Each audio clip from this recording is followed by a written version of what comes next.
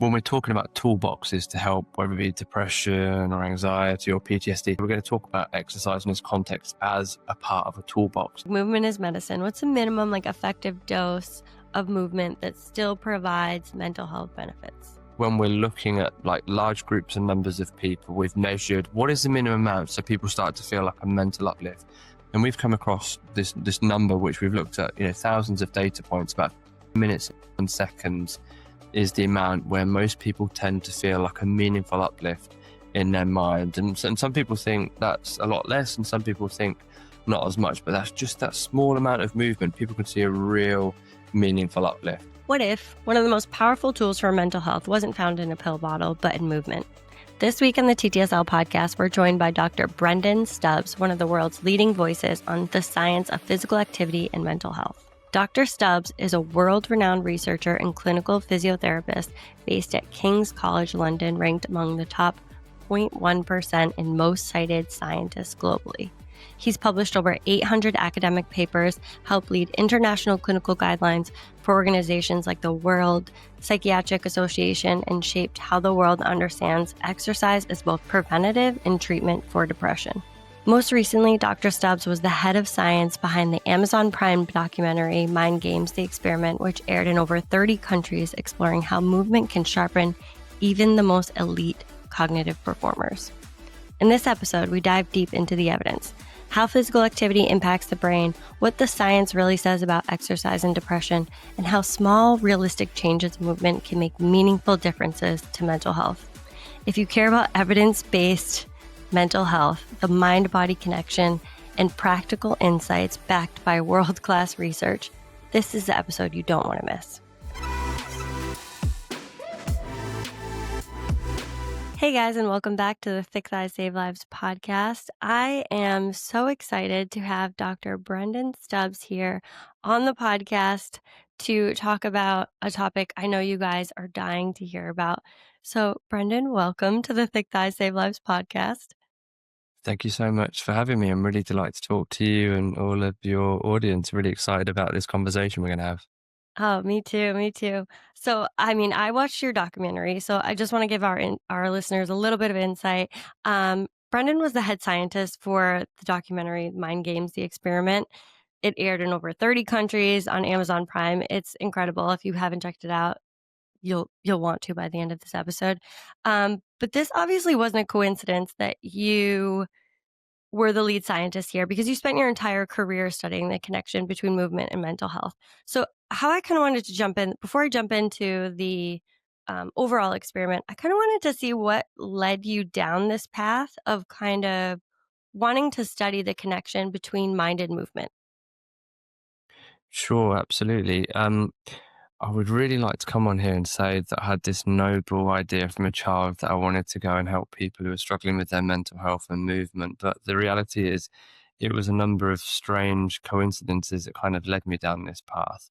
I think the first thing to say is that I've always been interested in sport and physical activity and just general lifestyle as a thing. So I was always quite sporty and interested into that generally. And I suppose, like a lot of people, I was interested in sport because I liked it, but then my perception of why sport and exercise, I don't know, yoga, gym may be good for you is mainly because of the way we look.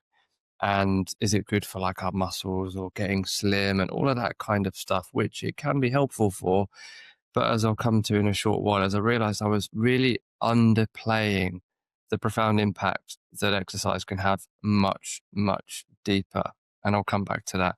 So I did physiotherapy or physical therapy at university, and really I wanted to go and work for my favorite football or soccer team at that stage, and that didn't quite work out, but what worked out has been an amazing path anyway. And soon after graduating, I went to go and work in one of these English quintessential big stately old asylums where people would go and be shipped out with various mental health conditions, whether it be mums who are struggling with postpartum psychosis or depression, or people with really, really long-standing schizophrenia, and were kind of sent out to go and look after their mental health, or people with chronic schizophrenia or brain injury to go and look after their mental health. And I went there to try and think about how can we get people moving. And there wasn't really much of an emphasis then, 20 years ago. People were go there, take medication, maybe do a bit of therapy.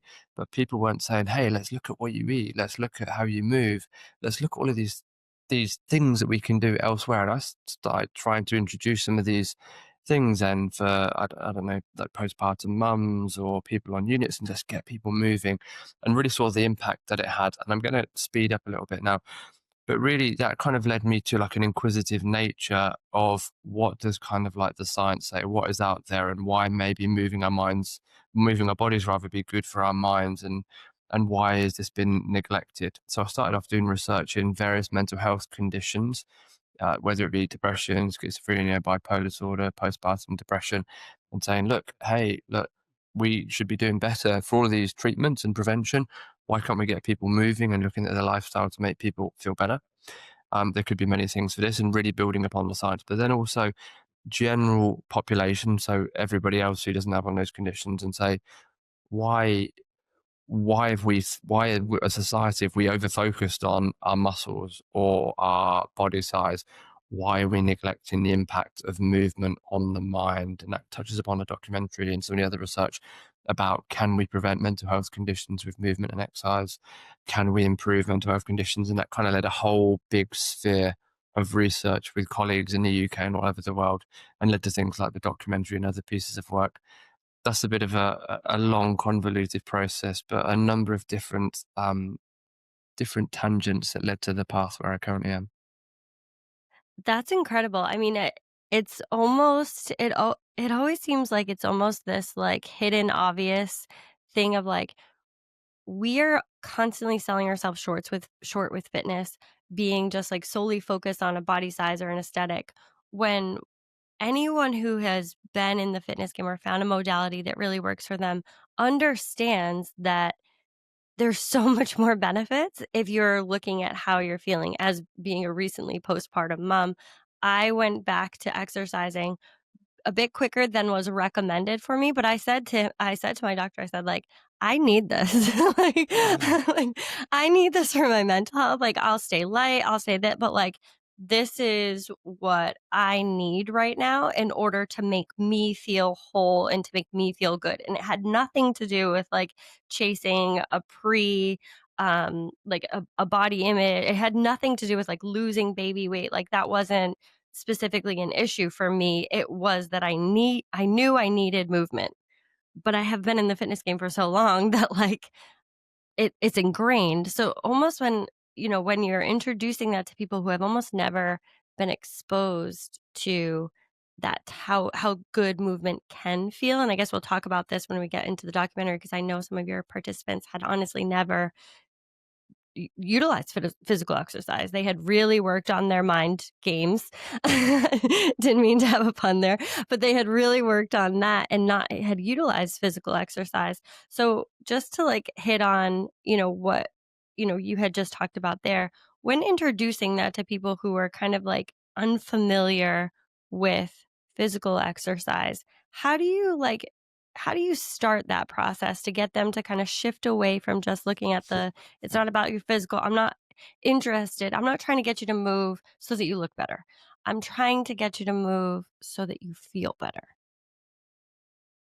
Yeah, and I just completely agree with everything that you said. And I think as an industry, or as a people that talk about this generally, is we've really like let people down in terms of messaging and advertising about, hey, here's a pre and post picture. I mean, come on, there's much more going on than that in terms of sense of achievement, self-efficacy, all of these things, and that should really be the messaging. And I think there's a couple of things within that. Is most people, if I go and talk about exercise, and I talk to lots of people from young to old, people think I've had negative experience. Oh, it's not for me. And because they've may have had negative experience in the past, I don't know, it could be at school, and they may have tried to play a game or gone into like physical education, and felt really bad and just thought, I can't do this. They've not been able to really engage and consistently feel what you described, like that improved regulation, that improved sense of, uplift of mood. So as our society, most people are inactive or not meeting recommended guidelines, at least 50%. We need to get out and spread the message of, joy, fun, improve mental health to those people. So that's a key thing. So I don't really, I think language and everything and getting people in the door is really, really important. And like, from your experience as well, is when we do get people in who are not moving, I'm going to talk about those people first. Having some success and fun early on is super, super important, particularly if you're not feeling great within yourself. The people I tend to see, you're a bit anxious, you're a bit depressed, or maybe you're severely depressed. There's nothing that makes you feel like even more piece of like not very good than thinking, I can't do this, it's too difficult, it's too hard. So we have to lower the bar of entry to people, allow people to experience what you described, so we can start that compound machine of feeling positive going forwards. And then later on, if there are changes in body and strength, all those great things, wonderful. But let's get people in the door. Let's let people feel they can take part. Let's talk to the masses who don't take part, and let's let them feel the protective effects on the brain and mental health generally. And then for some other people is, oh, really people most people who've engaged within this, who've experienced those mental health benefits and those positive feelings that you can really divert people back to that, and you can really make it as a key reference point. That's such a great way to break it down because I know a lot of people are struggling with their mental health and it's like get to the gym in a place they feel uncomfortable, they feel like they failed before, they feel insecure, they don't know what to do. And it's like, well, obviously they're not gonna just go trump and in there and attack all the machines and then feel successful and then want to come back. So I love that you said we've really failed from the health and fitness industry and the language that we use and how we are, looking to, actually help people and make it fun and make it successful, make it a feel good, an actual feel good, not just like break them down with like shame and like what a piece of shit you are. And like, it's just like, why would anyone want to come back to that? Like, I would Why never would want to you? come back to that. Exactly. And like traditional exercise or fitness facilities, they serve a certain audience, and that audience does really well and thrives. But for a lot of people, they're intimidating Yeah. and they're not welcoming. And I don't know, for like me, and I've gone around a lot of exercise things, I'm not particularly out of shape, and you probably wouldn't look and think, but if I don't know where certain things are and I go to a new gym or new facility and everyone looks like they know what they're doing, then gosh, you don't know where to go, where to, all these kind of things that it can lead all this kind of self-doubt. Then you imagine if, as I have, and probably many of your audience have, you're having like a really shit day, or you're feeling low, you're feeling anxious, you're feeling depressed, you put that added barrier onto that, then you can really start to see how these traditional spaces are not always the most welcoming for those who'd probably benefit from them most. Absolutely. Um, so I'm gonna jump into the documentary a little bit now. So Mind Games: The Experiment. I want to provide some background, some insight for some of our listeners who may not have seen the documentary yet. But you focused on elite mind athletes. What was the thought process behind this, as opposed to kind of traditional sport performance or anyone else essentially? Yeah, so we wanted to look at people who were really super sharp, like super sharp, from great technicians, great sort of strategists, great mind people who were not in great shape, to really kind of untease that hypothesis. If you are an excellent and sharp mind, but your body and how you're using it is not aligned in terms of optimal fitness, can you bring in a fitness regime and sharpen even the brightest minds? And that was kind of like the central hypothesis. We often look at mind and body separate, but can you bring this together, these, really geniuses, and introduce like a general fitness program of aerobic and resistance training and make them even better within their game? So we wanted to sort of really test that hypothesis, and we recruited people all over the world who were what we called mind gamers. So people who really use their brains at the highest level, grandmaster chess players, elite sort of Sudoku players, all of these types of sharp games, but they weren't engaging in exercise. And we wanted to test a hypothesis, could we, over like a 3 month period, introduce a structured program to them to take them to the next level, to test their brains, but then also look at their performance in their mind games too. And I suppose thinking outside of this about the general, everybody day people, you may have people who may be functioning at very high levels in a different context. I don't know, a law firm, an accounting practice, a teacher, but perhaps you're not able to prioritize exercise. So try and look at these findings and what we're going to talk about within that particular context. It's not necessarily exclusive to people doing these elite mind games. The same principles apply, and that's kind of what we wanted to test within this whole documentary. Yeah, I love that, to see if the sharpest minds could get even sharper, because you kind of think like they've peaked, right? Like they're at the top of, what their focus is. So almost, I mean, for an everyday person like me, sometimes when we think about like, if I want to get better at this one thing, I'm going to continue, like I'm going to do reps. I'm going to continue to work harder at my job, and I'm just going to put in longer hours, instead thinking about, what if we prioritize some of that time into making sure that our body was as healthy as our mind, and that that time would be better spent? It would be more efficient if we were going in, it's almost like having a nice sleep. I'm I have a son under a year, so sleep is is a really big topic in our house, because the hopes is for everyone to get, a good 6 hours, or 4.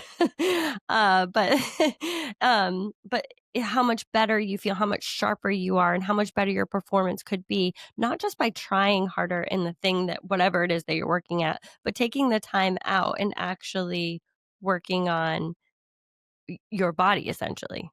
Absolutely.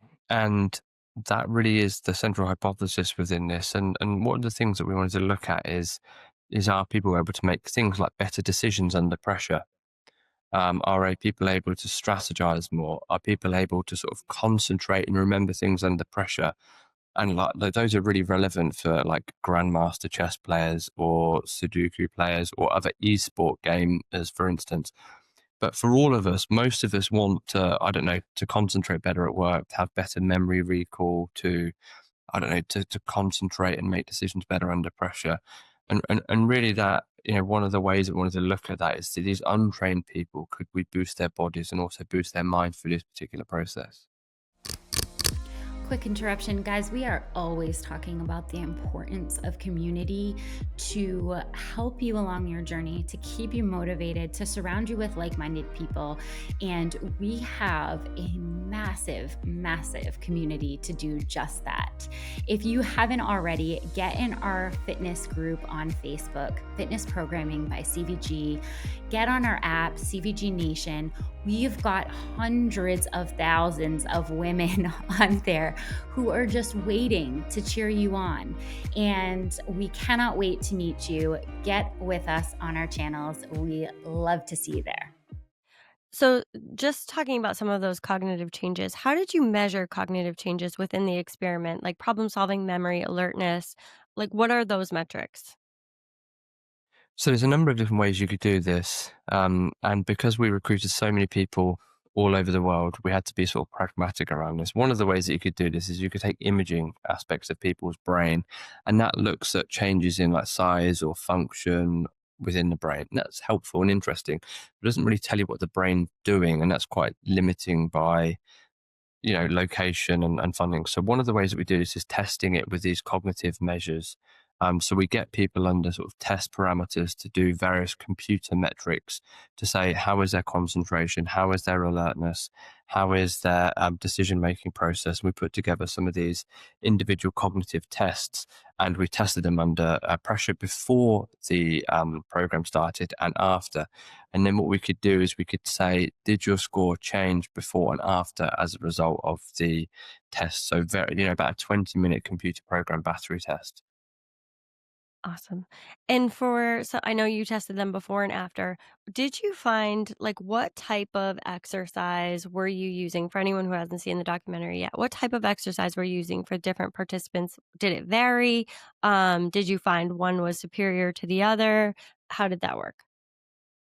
So we wanted to be quite flexible in terms of the exercise that we wanted to do. Is we wanted to get people trying to wherever they could, up to gradually in a safe and graduated way, up to maximum of 150 minutes per week over a 3-month period. So they all had individual trainers, people who provided support, and some people, as I mentioned, were doing literally nothing. So this took time with a trainer working with them. And so that was aerobic, but then also 1 or 2 days of resistance training too. And that could have been within a gym, or that could have been some bodyweight things at work. And that again was overseen by a central trainer and then individual trainers across all of the individual countries too. Hmm. So every participant had some form of resistance training that was incorporated into their individualized program. Exactly. And one of the things that we did is also at beginning and the end is we wanted to say, did we improve people's fitness too? Because if we did this program and we didn't see changes in cognition, one of the reasonable hypotheses could be, hey, they didn't improve their fitness. So if we're really hypothesizing that, yes, it is the exercise and the fitness changing, then we'd want to see changes in people's fitness. So we did like a 6 minute aerobic test, and then also like a resistance training test as well to see were there specific changes for people, so that we could see that too. And we did see, naturally improvements in people's aerobic and strength training capacity. I mean, that's excellent. I know that one of your participants had never exercised in his life, and he was deeply skeptical of movement, that movement could affect his mind. What surprised you most watching that transformation over that kind of 16-week period?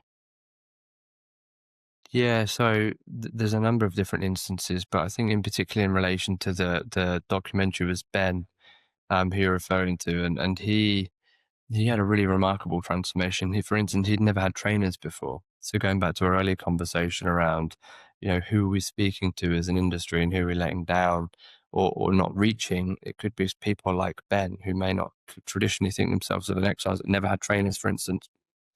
And really, naturally, an incredibly bright person. He'd been a world memory champion, for instance, on numerous occasions, and been, literally one of the sharpest minds of remembering decks of cards, 52 in a row for multiple times. I mean, just an incredible brain capacity, but never exercised. So, naturally skeptical, just didn't, putting on trainers and all these things was really quite interesting and difficult for him. But what you're able to see again, which goes down to the importance of the relationship with the trainer and those positive experiences, that once you started to experience some success, you could really see the shift in his experience, his pattern, and his also enjoyment. And, not only did he have a positive change within that, and it may not look what a trajectory that, people are typically used to, but it was a tremendous success for him. And he's continued to engage in regular exercise as a result of his positive experiences for that. And that's just one of the great examples of changes that are seen, when you engage people who've never engaged in exercise before. I mean, the participants that I was able to see, I mean, it's just, like, incredible findings, and I'm just, like, so thankful that you guys were able to share this experiment because, like, these findings are incredible. There's another participant that I wanted to kind of talk about because, when you say some of these shifts, we know, like, the physical, or we can understand that there was a lot of physical improvements from a cardiovascular standpoint, resistance training, like, there were notable improvements. But I think that some of the, more surprising findings for a lot of people would be the calmness, the control, the confidence that people were exhibiting. Sherry, the esport competitor, she talked about feeling calmer, more focused, and less reactive under pressure. From a neuroscience perspective, what's actually happening in the brain when people start training physically and then kind of, have these experiences? The short answer is a lot. It's a d I'm going to go on I know that was a loaded question. the short. That's the short answer, but the longer answer is really is different systems, and we're only just starting to understand what's going on in the brain to make us feel calm, to make us feel at ease, to uplift our mood. And I suppose if we break this down into like the short term, I immediately what happens during and what happens immediately after, and then the long term.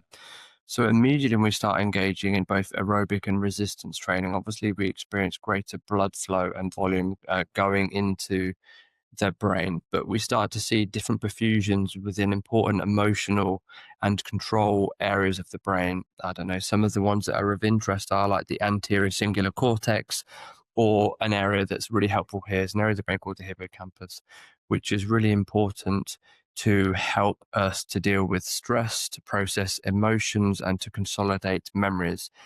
And if you look at some of the conditions that we're perhaps all worried about in our lives or older age, such as dementia, depression, I don't know, schizophrenia, bipolar disorder, this area of the brain, the hippocampus, is consistently reduced along these. And that's really important for memory, emotional processing, etc. But what you see within like 10 or 15 minutes of movement, and I often talk to people about this when I'm going with them, if you put them in an fMRI scanner, so a live scanner where you're looking at changes within the brain, a functional magnetic resonance imaging scanner, you see actual, really profound lighting up and use of this area of the brain. This really important area. So this is probably one of the mechanisms that happens. And if we look at long-term changes over 8 weeks, 12 weeks, we see an actual change in volume too. And I suppose a key message for me, if I'm talking to people who don't think I'm not an exerciser or it's no point starting, these studies have shown in randomized samples that if you just do 15 minutes, you really see profound changes in blood flow to these important emotional and control and memory areas of the brain. So those are some of the examples. We also get a release of some like brain fertilizers such as BDNF, or we get changes in reduction of inflammation. And particularly when it comes to reducing our muscles, they're very good at mopping up inflammation that can be going around our body, which can impact our brain, and also release of things such as cortisol and serotonin, which can help us with our mood and also our concentration too. And we probably think many of these help us in the longer term too. And of course, we can't neglect some of the other psychosocial mechanisms too. But essentially, lots is going on within our brain and our body that really have an impact on our concentration and our minds now, but then also in the weeks thereafter. Thank you for putting so much evidence behind something I know a lot of us like will feel. I know I've said like to my partner, like I'm a better mom when I just go to the gym. Like my patience is better. We have a 4-year old and a 1-year old, and sometimes responses are, not what you want them to be when you're feeling stressed and you're under pressure and you're just going like to an immediate reaction. But when you are feeling more well equipped, and you just put it like, so eloquently, of like, you are actually responding with a different brain when you have, utilized exercise, when you're feeling calmer, you're feeling more controlled, and you are actually able to access some of your more, I want to say, like, logical, um rather than an immediate emotional response, because your stress is just running so high, and you're kind of like in that more overwhelmed state. Whereas like when you utilize some physical training, you're more able to like access your calmer, more ideal self, I'd call. That's my ideal, Kelsey. Definitely, it is completely true. And really, what we're doing amongst a number of different tools is when we're engaging in exercise is we're introducing a buffer to stresses, because life is stressful, and in stress I'm using in a positive and a negative sense, not Yep. in traditional negative sense. Demands are being placed upon us throughout the course of the day, and really exercise is really one powerful way to act as a buffer against those incoming stresses that happen to us as soon as we become conscious and open our eyes in the morning, whether it's got to do X, Y, and Z, it's a crying baby, or, the phone's pinging. And exercise really helps act as that buffer against all of these stresses that really start from the moment we wake till the day we go at the day. And it really does help keep back all of those stresses throughout the course of the day. Were you surprised by any of those outcomes? Were you surprised by the improvements in cognitive function, confidence, and concentration from the participants? Or did you kind of go in like, I know? I was naturally very hopeful, but I think what I was surprised about is this was a sample of people who were already up here. Yeah. So they were already, in terms of cognitive tests, they were already functioning so high. I was wondering, can we go even higher, or have we picked a group who are so high at the ceiling, we're not going to see this? And I think what was really nice to see is that, for people who were already functioning super high level, we see a real meaningful improvement within these cognitive functions, decision making, capacity to sort of deal and manage stress, calm, relaxation, attention. And I had reservations about whether we'd been able to see anything meaningful in this particular sample. And really, that gives me a lot of hope for people like me that, I'm not at that level. So if this group can see it, imagine what, people, who are not up there can see. That initially that was my thoughts as well. I was like, well, I could see, for the rest of us who are not at the top of their games, like, it's almost like, can you maximize someone who's already maximized everything? It feels like, can you maximize someone who's already at the peak of, like, they would improve their physical performance? Like, yes, undoubtedly.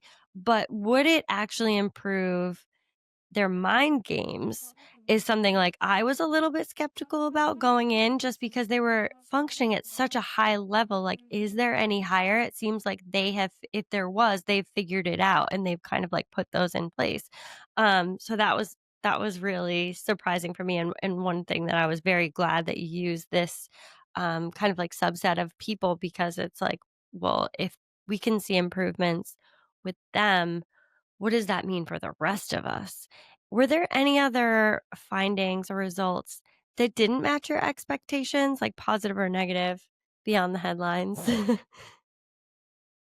I think I was expecting perhaps some more changes in terms of the longer term impact. So I suppose this taps into one of the issues that we have, is that it's good when we do it, but we looked at a subset of people who continued within this. And really, we see that for those who continue, we can see greater benefits. But for those who didn't, we tend to see a petering off of those. And really, I think that's a fundamental issue for all of us, in terms of, unless you've got that real drive, or you've got that, what you kind of spoke to, and it's my experience too, that if I don't go and work out for me in the morning, then I'm just not going to be as present, or I'm going to be a little bit more edgier and grumpier. And um, this is one of the issues I think, as a community and as everyone else, we really need to sort of try and address. How do we keep people engaged and maintained so that they can have positive experiences, whether it be their cognition, or other things going forwards? It's almost this thing that kind of, like, we know, because with each passing day, like, we change, and we need to upkeep everything in our lives, in our house, in our relationships, and our lives, whatever. But our bodies are not an exception from that. It's not like we can just do it for a short period of time. It's like, I'm good for 3 years. I put the effort in during this time period, and I'm good for 3 years. It's like, well, we're changing daily. It's one of those, like, continuously putting effort into in order to see results. Exactly. And I suppose we know that when it comes to, like, fitness or everything else, but we don't really appreciate that when it comes to, like, protecting our minds or introducing our calmness. And really, we want to get back to that. We know the principle, use it or lose it, when it comes to, like, strength or fitness. But why don't we think about that in the context of the calmness or our sharpness of our brains too? So, you already know we make the best workout gear, but one of our best products, our highest rated product on our website, is actually our collagen. If you have not heard about Glow Up by CVG, you are missing out. There is almost 700 five-star reviews on this product because it is such an amazing supplement. Actually, looking at it today, there are only 2 one-stars that were meant to be 5 stars. They love the product, they hit the wrong amount of stars. This is one of our most popular products for a reason. It dissolves like no other collagen. It's type 1 and 3. You're gonna have healthier skin, better joint mobility. Everything about this collagen makes it easy to put into your daily routine. So if you haven't tried Glow Up, get on cvg.com and make sure to add it to cart today. It's our best product. I do want to dive into, I had a lot of, leading into this episode, I had a lot of questions from my listeners regarding depression and motivation and kind of the paradox between those two.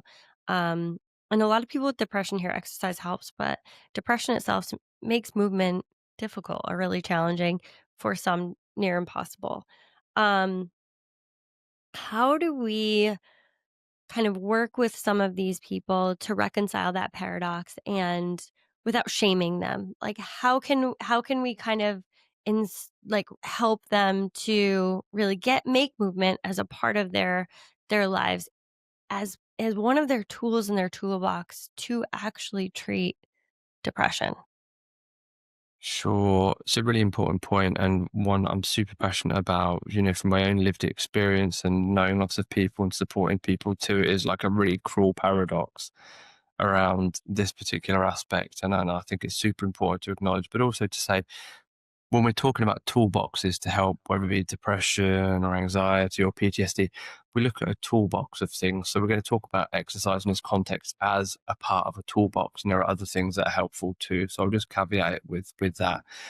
And yeah, we know it works, but how do we get started? And that's super difficult because, like, the core symptoms to get a diagnosis of depression are, like low energy, lack of motivation, often lots of sleep or not enough sleep, all the ingredients that make it really difficult to get going. So it's super, super difficult. So speaking from, professional and personal experience, I think it's getting right back to sort of basics really, and often using support from other people.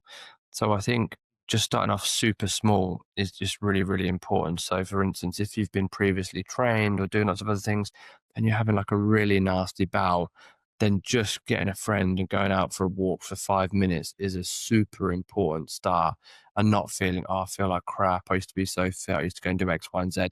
And just getting started and doing something super small is really important.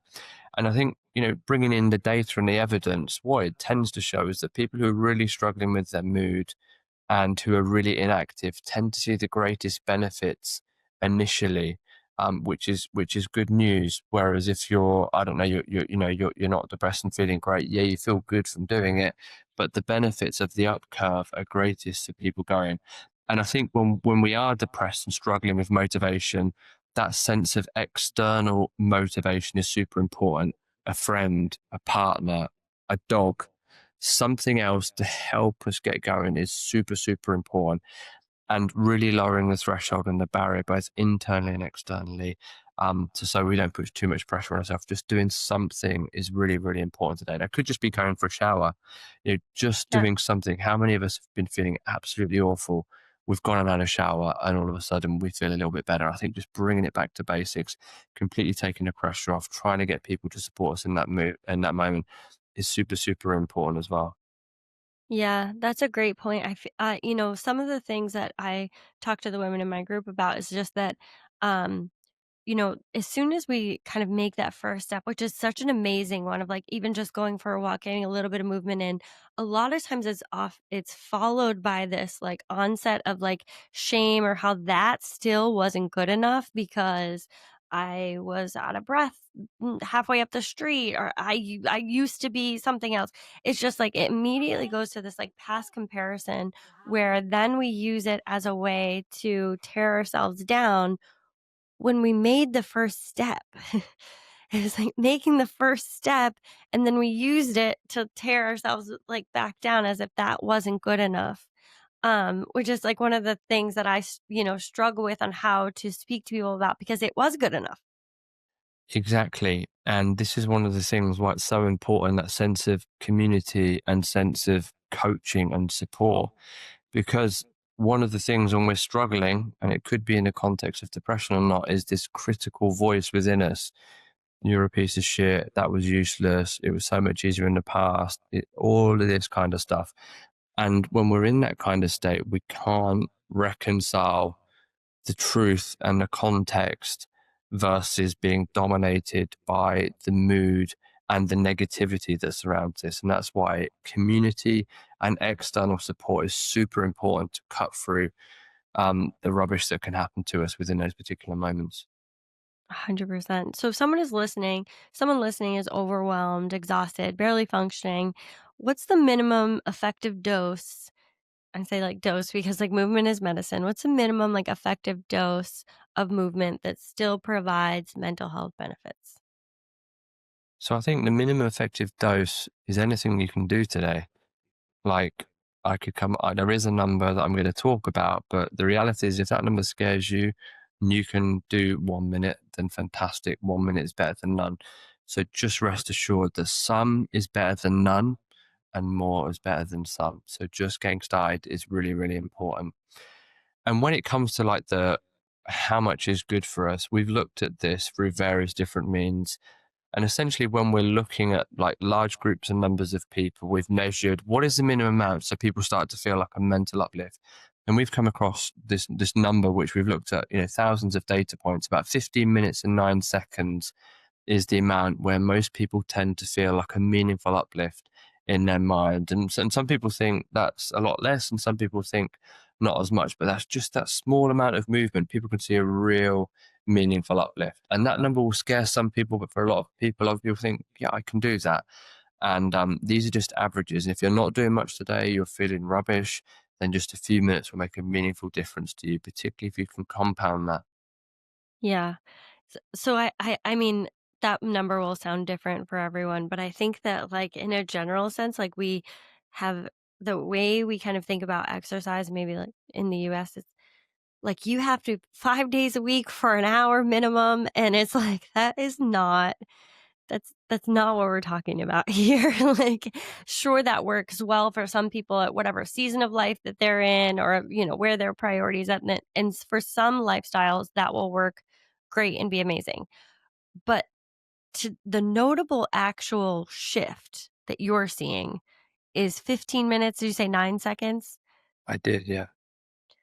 I mean, that, like, in a sense of, like, when we're saying, like, "Are we too busy? Are we this?" Like, it feels like that is very doable as part of a prescription for us to help maintain our mental health. Exactly. And that's one of the things that I don't know if I'm going to talk at corporates or, organizations that often, I don't know, investment bankers or big organizations are like, I don't have any time. But talk up to them about the science that, if you want to go back to your desk this afternoon, you've got to make investment decisions or you've got to come up with a strategy. And I'd say, look, you can make better decisions. You can, weigh up evidence quicker and think with more clarity when just having these small amounts of movement. That tends to pique people's interest because if we're thinking about like the workplace or busy lives, and yes, there are greater benefits the more that you do, and maybe we can talk about that. But just getting started, we see meaningful differences within this, and that opens up the door to accessibility for people because I don't know if you're at work and going doing a 45-minute lunch is not going to be possible for all people due to time limitations, let alone if you're struggling with how you're feeling and other things too. Yeah, absolutely. I wanted to talk about some identity shifts too, because I know in the documentary we saw changes, not just in performance, but in confidence, self belief. How important is identity change in someone who moves in mental health recovery? Super important because most of us and most people who are struggling with their mental health have issues or have challenges with identity. And yes, that can fluctuate over time, whether that be body confidence issues or other issues. And the fact that movement and exercise can improve self-efficacy, self-confidence, body satisfaction is super, super important too. We naturally feel good about ourselves. Yes, there are challenges to getting going. And yes, there may be challenges around how we feel in our bodies and our confidence to get going. But the evidence is quite clear when we do get going and we are able to do something, we feel a sense of achievement and we feel better about ourselves generally and also how we are in our identity. Absolutely. Um, I wanted to just kind of like hit on, you know, that exercise isn't the standalone fix. And I think that you guys did a great job in the documentary of like hitting on, it's not just exercise isn't just a standalone fix. We've talked about it as a piece in the toolbox, but that framework is the movement isn't just an isolated treatment. How does sleep, nutrition, stress, and social connection interact with exercise when it comes to mental health? Super important, and I think this is an area that we're referring to as what we call lifestyle psychiatry, as this cluster of lifestyle behaviors, a bit like lifestyle medicine in the context of mental health. And these are all super interrelated with each other. For instance, if one of them's out, let's just say you've had a bad night's sleep, then we know how that can lead to eating certain types of foods that may result in inflammation and other behaviors too. So super interconnected. So I think that is without question. But also, if we, my experience of helping and supporting people, and also looking to improve people's mental health, is sometimes it can be overwhelming looking at all of those at once or more than two. So often, what I encourage of people is focus on one. We're talking about movement, so just doing something, and that can feel more manageable. And then people can do that for a little bit, and then perhaps look at some of the other areas as well. They may sleep better as a consequence, or may become more interested in changing what they're eating, or maybe more interested in looking after their stress more generally. So these tend to have a compounding and what we call in research terms a clustering effect too. So many of them are a cause and a consequence. So they co-occur together. And if you start addressing one, they have a compounding effect outwards. But if you don't, then they can go in reverse and compound the opposite way too. Absolutely. It's it's one of those when it's good, it's great. When it's not going so well, it compounds on each other. I mean, like, I love that you put the science behind a lot of the times what we feel. Like, I know, like, when we're exercising, when we're in that, even if you're not focusing on your nutrition, you're just more likely to make nutritionally dense choices. You're more likely to crave foods that are supporting the type of exercise that you're doing. Like, I know that, like, I'm not missing any protein and when, I'm lifting heavy on like repeated days. And that's not even like a concerted, like, cognitive effort. That is just like, that's what that's what my body wants. That's what I'm going for. That's just like what's going to happen without me even thinking about it. But it's great, and it's also when it's not going well, you're like, "Well, that's that's why it's not." What advice would you give to someone who wants to improve their cognitive performance through lifestyle? I wanna say today, but, like, maybe starting today. Starting small is better than not starting at all, and also starting and not experiencing success. So I would just start out by trying to make small changes initially and build up success momentum, because momentum is super important for us. And also, like a bit if we're struggling with our mental health, we have depression. If we do something too big and we go out and we don't achieve it, then there's nothing that quite kills motivation or tomorrow's behaviors than not achieving that. So I would say it's fantastic that you're interested. Start small, make small changes, go out for a walk today. I don't know, try and introduce some nutrition dense food, go to bed earlier, reduce your screen time. Start with these small changes, build up success and momentum, and that will compound in the right direction for you. Love it. I wanted to ask you, if you had unlimited resources, what question would you want Mind Games 2.0 answered? Can we do this at scale?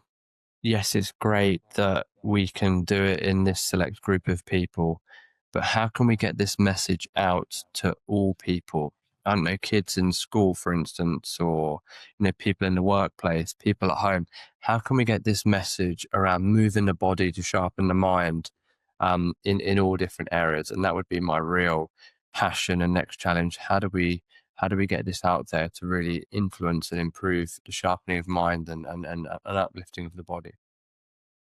Incredible. Thank you so much. That is that is what I was hoping would be the next step, because I'm like, this is incredible. This is amazing. Watching the sharpest minds get even sharper is incredible. The fact that movement plays a significant role in that is amazing.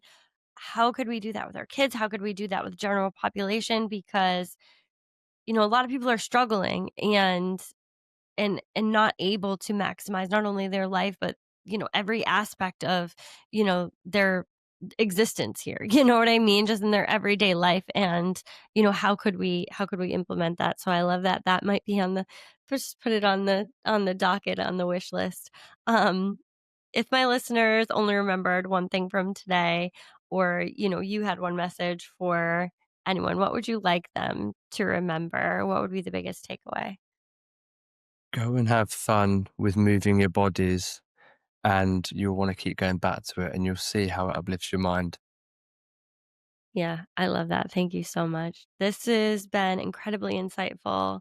Um, and I just thank you for the work that you're doing in spreading this message and coming on because, like, how I feel, how do we get this at scale? How do we get this message out there? How do we do better by people by not just pushing this kind of like mainstream?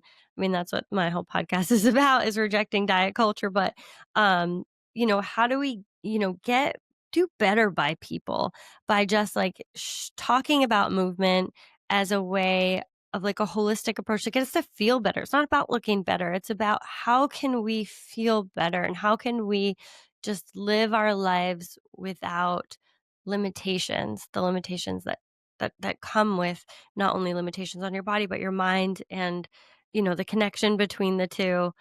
So thank you for the work that you're doing and getting this message out there and doing better by people. And thank you for the opportunity to talk with you and to spread the message and the message that you spread to your audience. I'm delighted to be here. Thank you. If they wanted to hear more from you, where could they find you? Probably the best place is Instagram, Dr. Brendon Stubbs. I'm on there for anyone. Also on LinkedIn, I post a bit about this stuff. And I've also got a website in my name where you can find out a bit of information. Fantastic. I'll put that in the show notes for anyone who wants to check out and hear more and definitely watch your documentary. So thank you so much for coming on. Thank you. Hey, everybody. We've had some of the most incredible guests coming to you these past couple of months. The amount of expertise and knowledge on these cutting edge topics is something we really hope that you enjoy. And if you do, it would make a huge difference to us if you could rate, review, and subscribe the podcast. It helps us to get more guests, better experts, and talk about all of the things that are really important to you. So give us a love, give us a lot of love, and don't forget to subscribe so you get all our new episodes.